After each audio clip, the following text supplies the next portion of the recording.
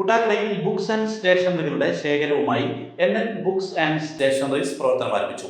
Balussery block panchayat president VK Anitha ഉദ്ഘാടനം ചെയ്തു.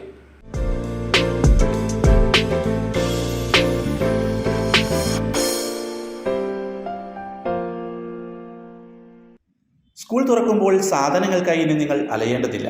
School സ്റ്റേഷനറികളും ബുക്കുകളുമായി NN ബുക്സ് ആൻഡ് സ്റ്റേഷനറീസ് മലയോര മണ്ണിന്റെ മടിത്തട്ടായ കൂട്ടാലിടയുടെ ഹൃദയഭാഗത്ത് പ്രവർത്തനം ആരംഭിച്ചു.